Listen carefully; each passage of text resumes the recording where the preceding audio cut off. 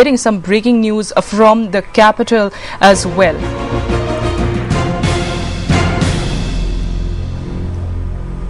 Alright, what we're learning is that there is going to be no change in the criteria for the nursery admissions in Delhi schools, but the Delhi High Court has said that there cannot be a different yardstick for children who are getting admitted to nursery classes.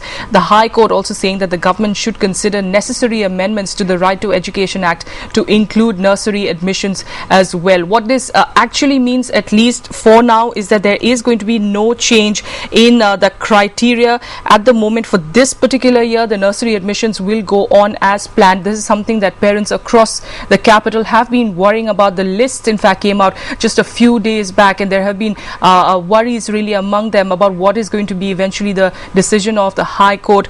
At the moment, the petition has been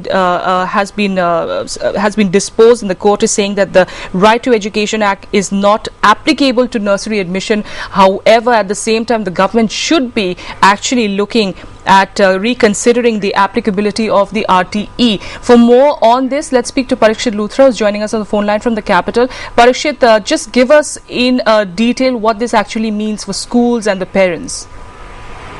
The one big point that we must stress on, Tracy, is the fact that there is no change in the current criteria. The admissions for 2013, 2014 remain unchanged. Nothing is going to happen. The admission process will continue as it is. So all the uncertainty around nursery admissions because of this petition to the High Court has been done away with. What the High Court has said, that it is not making any kind of blanket changes to the Right to Education Act. It is not giving any kind of blanket directives to the government. It is only asking them to consider necessary amendments to the Right to Education Act.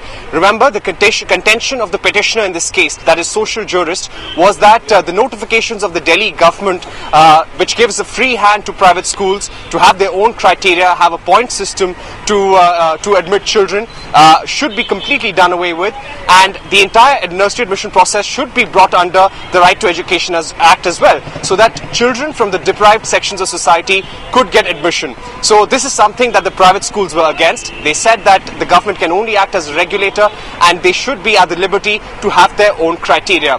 So the court has not disturbed this, but it also observed that schools, private schools, cannot behave like teaching shops, and the government must at some stage consider necessary amendments to the Right to Education Act to include nursery admissions as well. That's right. It also observed that, you know, like you pointed out, that there should be actually changes in the RTE to include nursery admissions as well.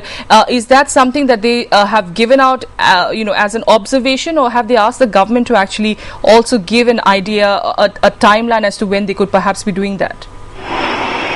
No timeline, Tracy. It's a recommendation to the government that this is what the High Court feels, that it's time we make certain amendments to the Right to Education Act. As of now, currently the Right to Education Act covers children between the age group of 6 to 14, and they say if the child is between this age group and is from the deprived section of society, he should get the benefit under this particular act.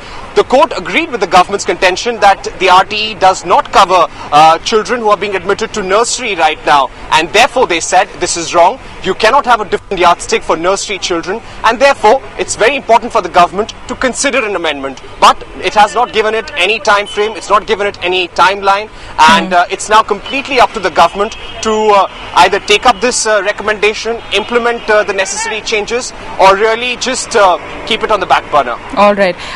Parikshit, if you could just give us a backgrounder into what exactly are these, the PIL that was filed. What were these points that they were against? What the private admissions? How are they conducted? It's also about that age limit of 3 or 4 years, isn't it? Exactly, Tracy. There were a number of points that the petitioner Ashok Agarwal has been talking about in court for the last 6 to 7 months.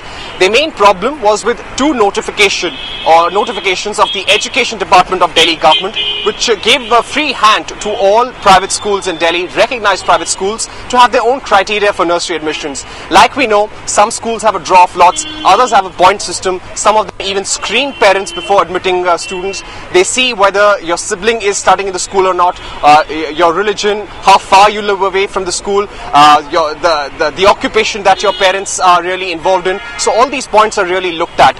So the petitioner put forth before the court that all these factors really in a way deprive students from the lower sections of society, from the lower strata of society, and that is completely wrong. And the point system is heavily biased in favor of the rich, and therefore it should be completely done away with. They were only happy with the draw of lot system, saying that the draw of lots is class neutral and it should be applied to all schools in Delhi. That was their contention. The court at several points was also angry with the government, saying that how can you have a different yardstick?